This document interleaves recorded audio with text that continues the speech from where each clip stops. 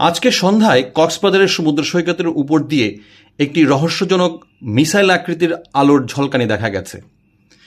কক্সবাজার সমুদ্র সৈকতের পশ্চিম পাশে বঙ্গোপসাগরের উপর দিয়ে আজ সন্ধ্যায় দ্রুতগতিতে দক্ষিণ দিকে অর্থাৎ টেকনাফ বরাবর এই দ্রুতগতির আলোর ঝলকানি দেখা গেছে, যেটা কিনা মিসাইল সদৃশ্য বলে অনেকে মনে করছেন।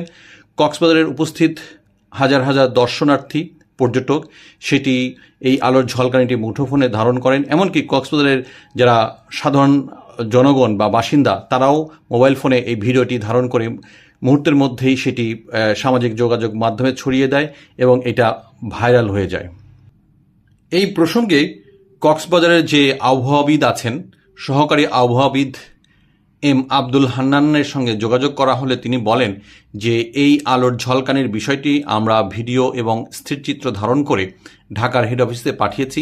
ঢাকার হেড অফিস আমাদেরকে জানিয়েছে এটি আসলে আবহাওয়া সংক্রান্ত কোনো বিষয় নয়। তবে এই মিসাইল সদৃশ্যর আলোর ঝলকানি সম্পর্কে মানুষের উৎসাহ উদ্দীপনার কমতি নেই। এ প্রসঙ্গে জানতে চাইলে কক্সবাজারের যিনি সহকারী পুলিশ সুপার অপরাধ ও অভিযান সংক্রান্ত মোহাম্মদ ওয়াহিদুর রহমান বলেন, সাগরের উপর দিয়ে মিসাইল সদৃশ্যর যে আলোর ঝলকানি ছুটে গেছে তার বিস্তারিত তার জানা নেই। তিনিও সামাজিক যোগাযোগ মাধ্যমে এটি দেখেছেন, তবে এটি তার কাছে মনে হয়েছে এটি মিসাইলের মতো মনে হতে পারে। তিনি এ বিষয়ে এখনও সঠিক কোনো তথ্য জানাতে পারেননি, কিন্তু এটি কেন বা কারা ছুড়েছে তাও তারা জানা নাই। শুধু দর্শক, এই ধরনের নিয়মিত নিউজ সবার আগে পেতে হলে আমাদের চ্যানেলটি এখনই সাবস্ক্রাইব করুন। সবাইকে অনেক ধন্যবাদ।